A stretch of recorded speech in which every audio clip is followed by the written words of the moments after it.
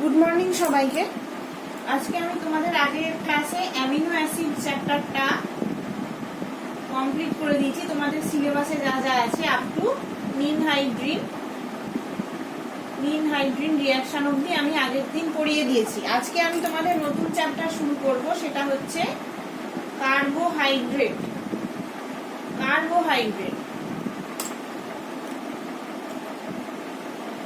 প্রথমেই আমরা আসছি ক্লাসিফিকেশন অ্যান্ড জেনারেল প্রপার্টিজ, মানে এদেরকে শ্রেণীভাগ কিভাবে করা হয়।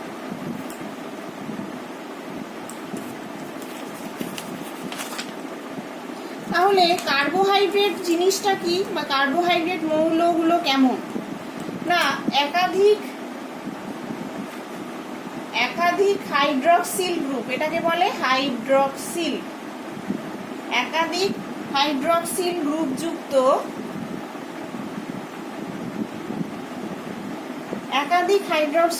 যুক্ত অ্যালডিহাইড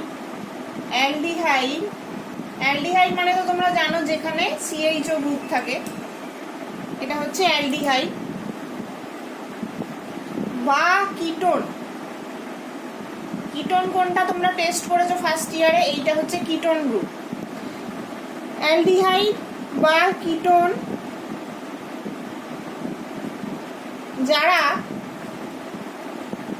আলোক সমবয়বতা দেখায় বা অপটিক্যাল আইসোমারিজম দেখায়, তাহলে এদের মধ্যে নিশ্চয়ই একটা কাইরাল কার্বন থাকে, অপ্রতিসম কার্বন যেটা বলো তোমরা, অপ্রতিসম কার্বন থাকবে অবশ্যই, এরকম সাইন দিয়ে লেখা হয়, যেটা একটা প্লেন পোলারাইজড লাইটকে রাইট বা লেফট সাইডে ঘোরাতে পারে। রাইট সাইডে যারা ঘোরায় বা ডান দিকে যে কম্পাউন্ডগুলো ঘোরায় তাদেরকে বলা হয় প্লাস ডি, আর যদি মাইনাস করায় মানে বাদিকে যারা প্লেনটাকে ঘুরিয়ে দেয় সেই কম্পাউন্ডগুলোকে বলা হয় এল কম্পাউন্ড।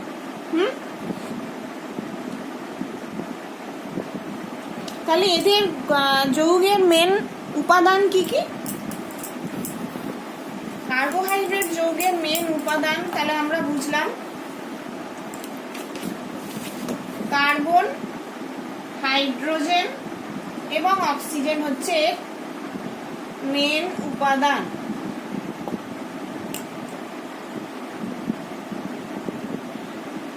এদের সাধারণ সংকেতটা কিরকম? CHH2OY, এটা হচ্ছে সাধারণ সংকেত। তবে ব্যতিক্রমও আছে। একই আণবিক সংকেতের অনেক যৌগ, যেমন ফর্মালডিহাইড বা ল্যাকটিক অ্যাসিড, এটাকে কি বলে? ফর্মালডিহাইড। দেখো এখানেও কার্বন, অক্সিজেন, অ্যালডিহাইড গ্রুপ আছে, বা এইটা ল্যাকটিক অ্যাসিড। এরা কিন্তু কার্বোহাইড্রেট নট কার্বোহাইড্রেট, কেননা এরা প্লেন অফ পোলারাইজড লাইটকে ডান দিক বা বাঁদিকে ঘুরিয়ে দিতে পারে না। এবারে আমরা আসছি এদের শ্রেণী বিভাগ। এটা খুব ইম্পর্টেন্ট, তোমাদের সিলেবাসেও আছে।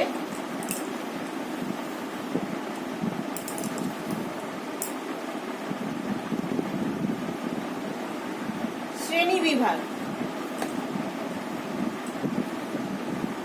কার্বোহাইড্রেট অণুর ধর্ম এবং এর আদ্য বিশ্লেষণে প্রাপ্ত ক্ষুদ্রতম কার্বোহাইড্রেট অণুর গঠনের ওপর ভিত্তি করে প্রাথমিকভাবে এদের শ্রেণীবিভাগ করা হয়। তাহলে কিসের ওপর ভিত্তি করে করা হয় না, কার্বোহাইড্রেট অণুর ধর্ম 1 নম্বর, 2 নম্বর আর্দ্র বিশ্লেষণ, মানে জলে এদের সঙ্গে রিঅ্যাকশন করে আর্দ্র বিশ্লেষণে প্রাপ্ত যে ক্ষুদ্রতম কার্বোহাইড্রেট অণুর গঠনে ওপর ভিত্তি করে প্রাথমিকভাবে এদের শ্রেণীবিভাগ করা হয়। কার্বোহাইড্রেট যৌগগুলোকে নিম্নলিখিতভাবে শ্রেণীবিভাগ করা যায়। তাহলে আমরা প্রথমে এই দুটো শর্ত মেনে এদেরকে শ্রেণীবিভাগ করা হয়। তো কিরম ভাবে করা হয় না, এটা ধরো একটা কার্বোহাইড্রেট, এদেরকে শ্রেণীবিভাগ কিভাবে করা হবে, একটা হচ্ছে সুগার শর্করা, আর একটা হচ্ছে অশর্করা নন সুগার।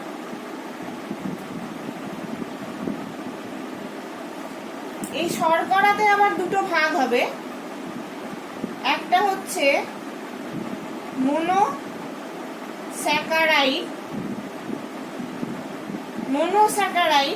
আর একটা হচ্ছে অলিগোস্যাকারাইড।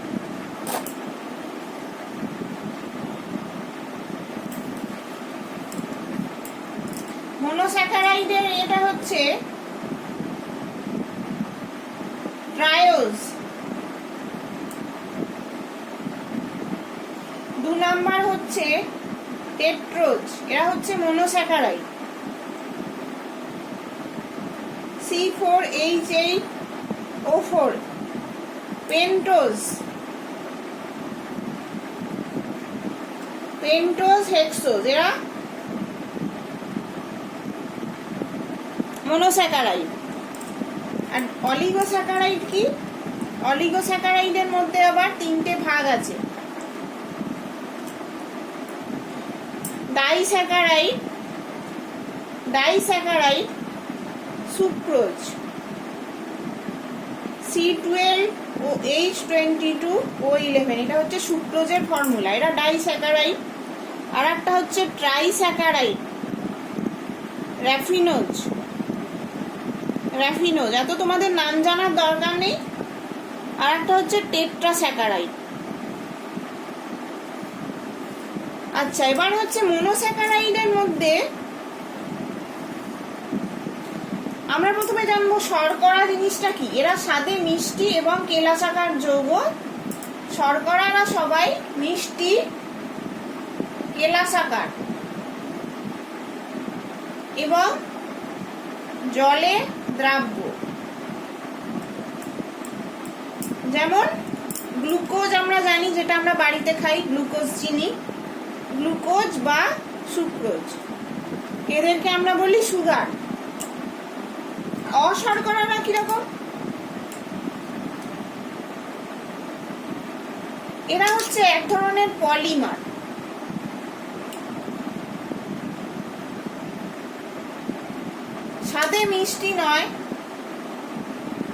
স্বাদে এরা মিষ্টি নয় এবং জলে অদ্রাব্য। স্বাদে মিষ্টি নয় এবং জলে অদ্রাব্য। যেমন পলিমাররা বেসিক্যালি জলে তো দ্রাব্যতা থাকে না, এরা যেহেতু পলিমার, এদের দ্রাব্যতা জলে বেশি থাকে না।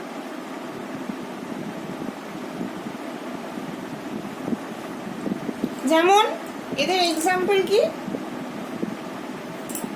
অশর্করাদের এক্সাম্পল হলো স্টার্চ, যেটা তোমরা ল্যাবে ইউজ করো, স্টার্চ অর সেলুলোজ। এই ধরনের জিনিসকে আমরা এরা হচ্ছে পলিমার, কিন্তু এক ধরনের কার্বোহাইড্রেট যারা নন সুগার।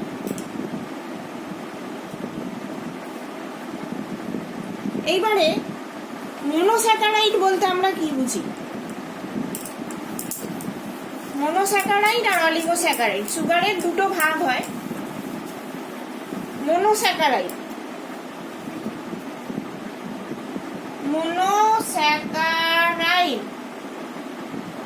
এটা বলতে আমরা কি বুঝি, যেসব কার্বোহাইড্রেট আর্দ্র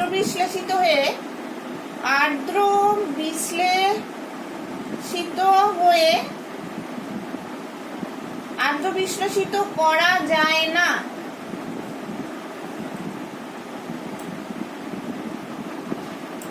তার মানে হচ্ছে এদের আদ্র বিশেষণ হয়ে নতুন কার্বোহাইড্রেট তৈরি করা যাবে না। তাদেরকে বলা হয় মনোস্যাকারাইড। এদের আবার কার্বনিল গ্রুপের প্রকার এবং যৌগ উপস্থিত কার্বন সংখ্যার ভিত্তিতে দুই ভাগ করা যায়। তাহলে কিভাবে ভাগ করা যায়? যে কার্বন সংখ্যা 1 নাম্বার, 2 নাম্বার হচ্ছে কার্বনিল গ্রুপের প্রকার অনুযায়ী এদেরকে ভাগ করা যায়। কার্বনিল গ্রুপের প্রকার বলতে অ্যালডোজ, অ্যালডোজ সুগার কাদেরকে বলা হয়? কার্বনিল গ্রুপের প্রকার হিসেবে যদি করা হয় তাহলে অ্যালডোজ যে সমস্ত কার্বোহাইড্রেট অণুতে অ্যালডিহাইড গ্রুপ থাকবে, অ্যালডিহাইড গ্রুপ থাকবে তাদেরকে বলা হবে অ্যালডোজ। যেমন গ্লুকোজ, গ্লুকোজের স্ট্রাকচারটা কিরম আমরা এখনই পড়ব।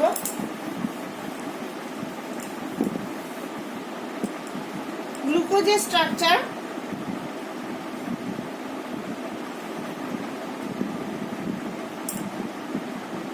এটা একটা অ্যালডিহাইড গ্রুপ আর একাধিক হাইড্রক্সিল গ্রুপ থাকবে, 6টা কার্বন থাকবে।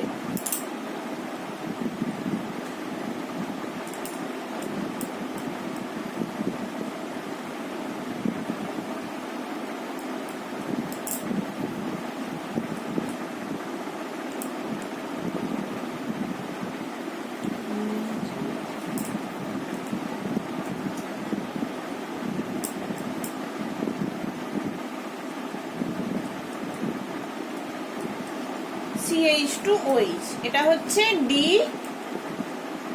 গ্লুকোজ এর স্ট্রাকচার। দেখো প্রত্যেকটা OH গ্রুপ কিন্তু একদিকে নেই, তাহলে এর কাইরাল কার্বন আছে। এটা একটা কাইরাল কার্বন যেটা প্রত্যেকটা আর গ্রুপ আলাদা, সেই জন্য এরা প্লেন পোলারাইজ লাইটকে, তাই সেই জন্য এরা আলোক সক্রিয় বা আলোক সমবায়বতা দেখাতে পারে।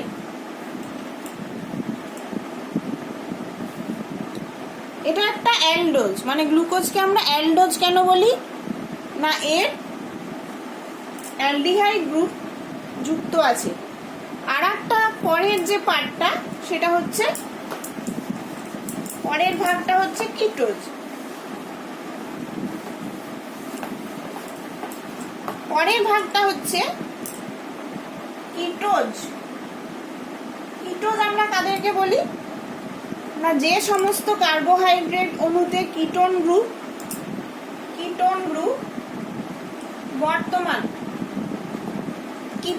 বর্তমান থাকে তাদেরকে কিটোজ বলে। যেমন এক্সাম্পল ফ্রুক্টোজ, এটা একটা কিটোজ সুগার।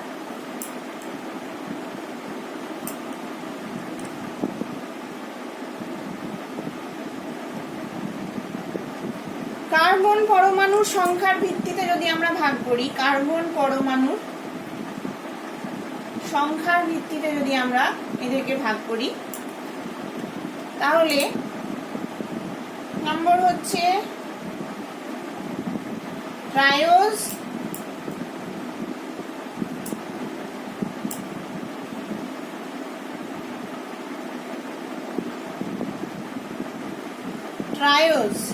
এদের মধ্যে কার্বন সংখ্যা হচ্ছে কার্বন সংখ্যা 3।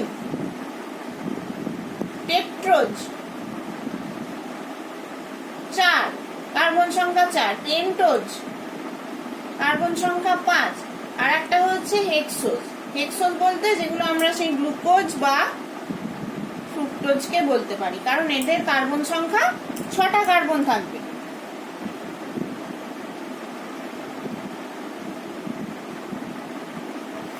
এবার দু রকম শ্রেণীর অ্যালডোজ হয়, ডি আর এল।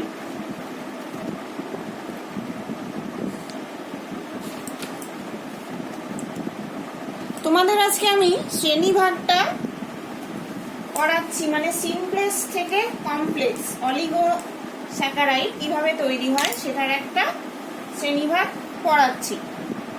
তাহলে বি শ্রেণীর অ্যালডোজ সুগারগুলোকে আমি এবার একে একে বলবো।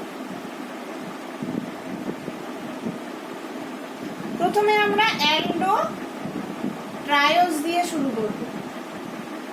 অ্যালডো ট্রায়োজ, এটার স্ট্রাকচারটা কিরকম? ট্রায়োজ মানে 3টে কার্বন থাকবে আর অ্যালডিহাইড গ্রুপ থাকবে, এটা বোঝাই যাচ্ছে। এখানে একটা অ্যালডিহাইড গ্রুপ বসালাম, এখানে নিচে CH2OH, এটা হচ্ছে অ্যালডো ট্রায়োজ, বা এটাকে বলা হয় ডি গ্লাইসেরালডিহাইড। ডি গ্লিসেরালডিহাইড। এবার এটা থেকে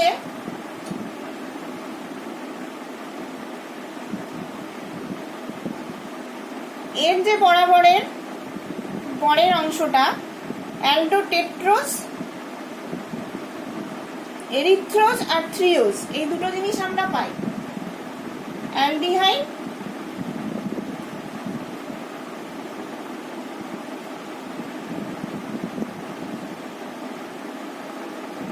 এ হচ্ছে ডি এরিথ্রোজ, ডি এরিথ্রোজ, অ্যালডোটেট্রোজ, এই অ্যালডোট্রায়োজ, তার পরেরটা অ্যালডোটেট্রোজ, ডি এরিথ্রোজ। এরিথ্রোজ আর থ্রিওজ এরা হচ্ছে দুটো আইসোমার। কিরকম না, এই OH গ্রুপের পজিশন চেঞ্জ করলে আমরা আর একটা আইসোমার পাচ্ছি, সেটার নাম হচ্ছে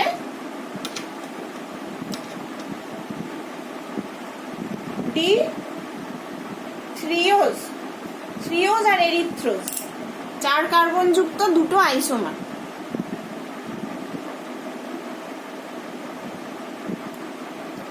আবার এটা থেকে আমরা দুটো পাবো, এটা থেকে দুটো পাবো।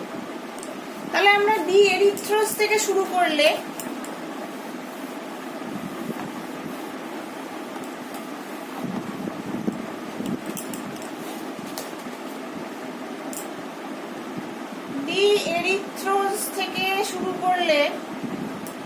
আমরা দুটো সুগার পাচ্ছি, সেটা নিশ্চয়ই 5টা কার্বন যুক্ত হবে অ্যালডোপেন্টোজ, যেখানে একই দিকে ওই গ্রুপগুলো আছে।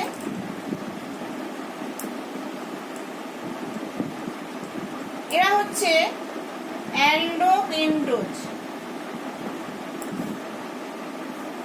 ডি রাইবোজ,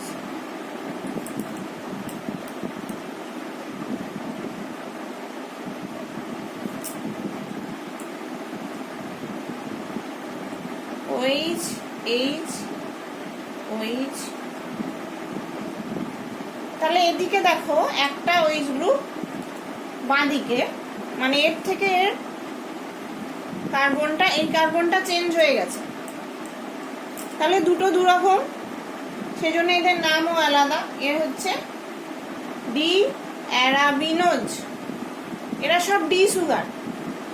এরা ডি রাইবোজ, ডি অ্যারাবিনোজ, এরা একসাথে বললে অ্যালডোপেন্টোজ, মানে 5টা কার্বন আছে এবং অ্যালডিহাইড গ্রুপ আছে।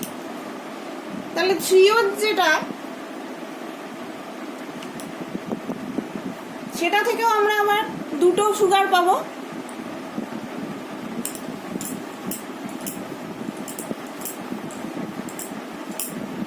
আমরা আগে দেখলাম এরিথ্রোজ আর ডি থ্রিওজ। ডি থ্রিওজ থেকে তার আপার যে মনোলগটা অ্যালডোপেন্টোজ, সেটা কিরকম? থ্রিওজের স্ট্রাকচারটা আমি একে দেখিয়েছি আগে।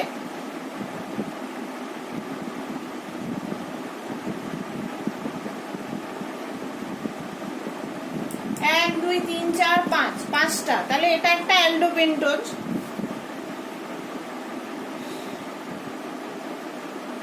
এ হচ্ছে ডি জাইলোজ।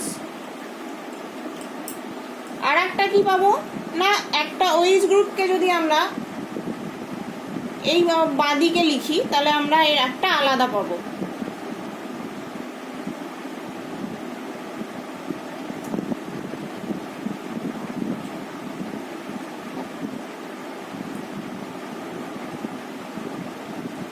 এ হচ্ছে ডি লাইসোজ।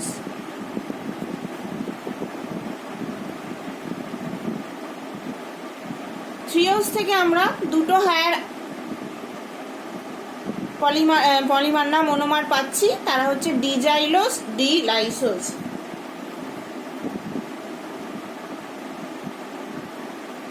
আমরা গ্লুকোজ আর ম্যানোজ কোথা থেকে পাই না, ডি অ্যারাবিনোজ আমরা আগে থেকে পড়লাম যেটা, সেখান থেকে আমরা ডি গ্লুকোজ আর ডি ম্যানোজ পাই।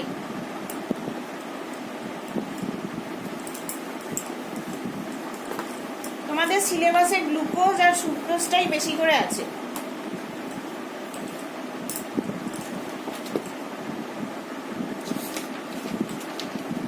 এবার হচ্ছে অলিগোস্যাকারাইড। কাদেরকে বলা হয় অলিগোস্যাকারাইড? কাদেরকে বলা হয়? যাদেরকে আর্দ্র বিশ্লেষণ করলে, আর্দ্র বিশ্লেষিত করলে 2 থেকে 10টা মনোস্যাকারাইড পাওয়া যায়, তাদেরকে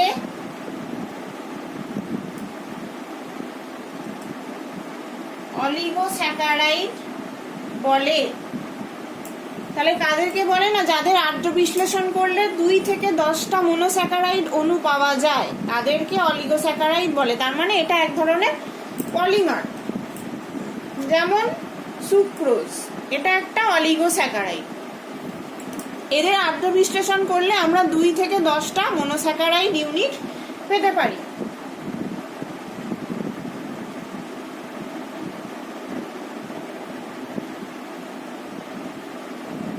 তাহলে মনোস্যাকারাইড আমরা জানি কাকে বলে, যাদেরকে আর্দ্র বিশ্লেষণ করা যাবে না, আর বা আর্দ্র বিশ্লেষণ করলে আমরা ছোট অণু পাবো না। সেই মনোস্যাকারাইড গুলো সবাই হচ্ছে রিডিউসিং সুগার বা বিজারক সুগার।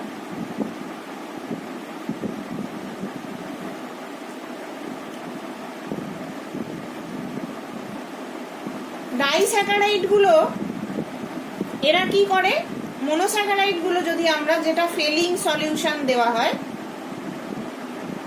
অ্যামোনিয়াকাল সিলভার নাইট্রেট, তাহলে এরা ফেলিং দ্রবণকে বিজারিত করে, মানে সিলভার মিরার টেস্ট, যেটা সিলভার মিরার তৈরি করে সমস্ত মনোস্যাকারাইড। ডাইস্যাকারাইডরাও রিডিউসিং সুগার, কিন্তু ডাইস্যাকারাইড বলতে সুক্রোজ একটা ডাইস্যাকারাইড, সেই ডাইস্যাকারাইডকে কিন্তু সুক্রোজ কিন্তু বিজারক নয়। ডাইস্যাকারাইড গুলো বেশিরভাগই রিডিউসিং সুগার, মানে ফেলিং সলিউশনকে ওরা বিজারিত করতে পারে, কিন্তু সুক্রোজ হচ্ছে এমন একটা ডাইস্যাকারাইড যেটা ফেলিং সলিউশনকে বিজারণ করে না বা ফেলিংয়ে কোনো টেস্ট দেয় না। তাহলে আমরা গ্লুকোজ আর সুক্রোজকে নিশ্চয়ই ফেলিং দিয়ে আলাদা করতে পারি। গ্লুকোজ দেবে কিন্তু সুক্রোজ দেবে না, ফেলিং সলিউশনকে পজিটিভ দেবে না।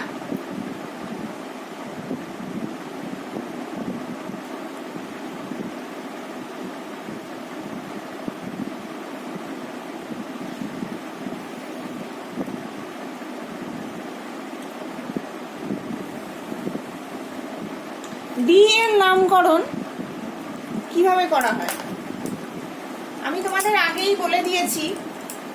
এদেরকে ডি সুগার বা এল সুগার কি বেসিসে বলা হয় তাও একবার বলে দিই। ডি আর এল নামকরণ এদের কিভাবে করা হয়। অপ্রতিসম যে কার্বনটা থাকে, অপ্রতিসম কার্বনের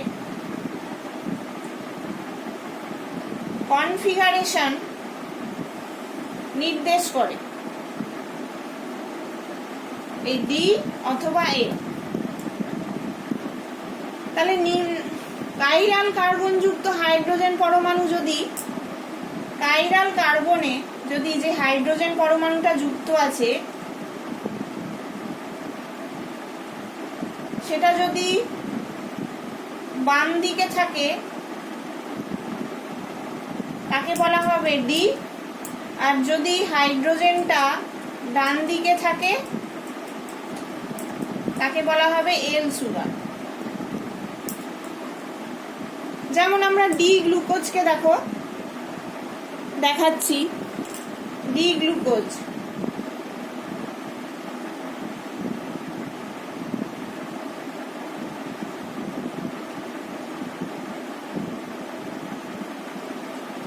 দেখা যাবে না, তাহলে আমি উপরে করে দেখাচ্ছি।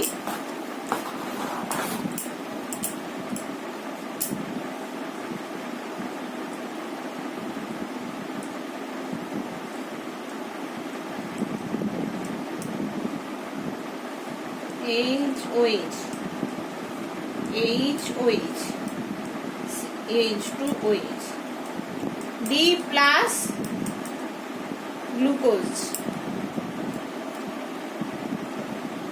ঠিক আছে। এইটা যে কাইরাল কার্বন, তার বাঁ দিকে হাইড্রোজেনটা অ্যাটাচ বলে এটাকে ডি গ্লুকোজ বলা হচ্ছে। এটা হচ্ছে কাইরাল কার্বন।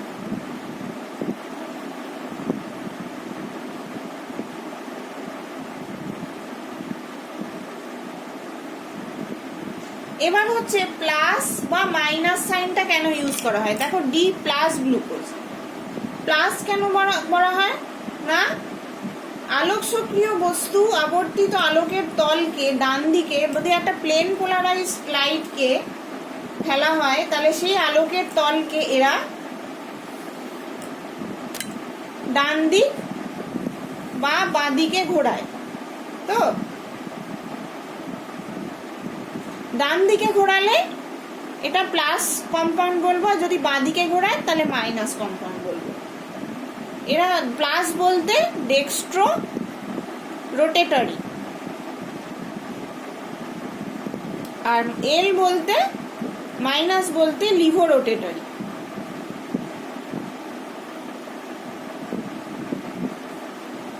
তাহলে গ্লুকোজ জলীয় দ্রবণ দক্ষিণাবর্তী বলে, দক্ষিণাবর্তী মানে ডান দিকে ঘোরাবে বলে জলীয় দ্রবণে একে ডি প্লাস গ্লুকোজ বলা হয়। এবার আমরা ছোট করে পড়ব এপিমার বলতে কি বোঝায়। এপিমার তোমরা এতক্ষণ দেখছিলে,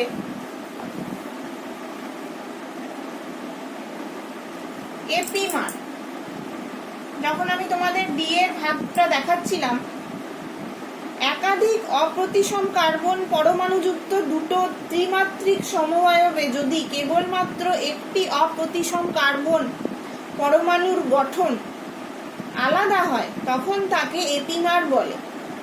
যেমন আমরা আগের ক্ষেত্রে দেখলাম ডি গ্লুকোজ আর ডি ম্যানোজ, এরা হচ্ছে এপিমার। দেখো কেন, গ্লুকোজকে আমরা এইভাবে লিখতে পারি, আর একটাকে CH-OH, এখানে তিনটে CH-OH আছে বলে তিনটে লিখে দিলাম, আর CH2OH, তাহলে 1 আর 3 4 5 6, এটা হচ্ছে গ্লুকোজ। তাহলে এটা 1 নম্বর কার্বন, এটা 2 নম্বর কার্বন। আবার দেখো ডি ম্যানোজের ক্ষেত্রে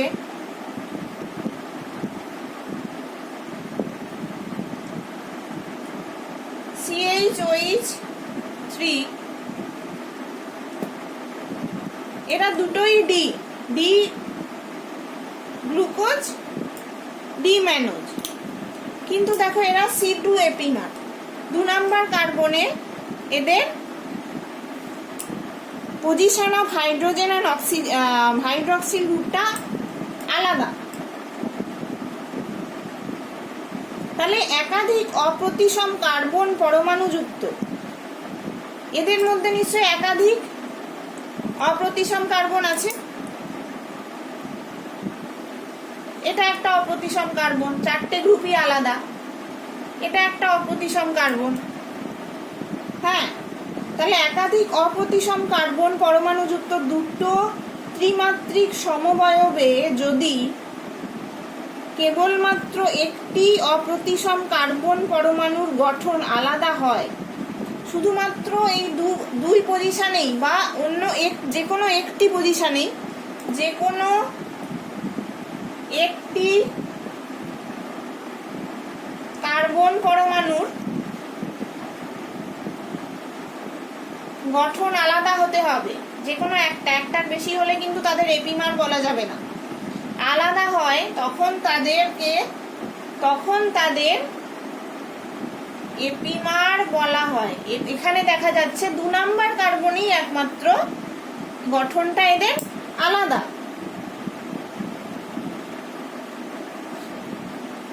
পরের দিন আমরা অন্য কিছু পড়বো, আজকে এইটুকুই থাকলো। পরের দিন আমরা গ্লুকোজ আর তার কেমিক্যাল প্রপার্টিস গুলো পড়বো, তার স্ট্রাকচার পড়বো।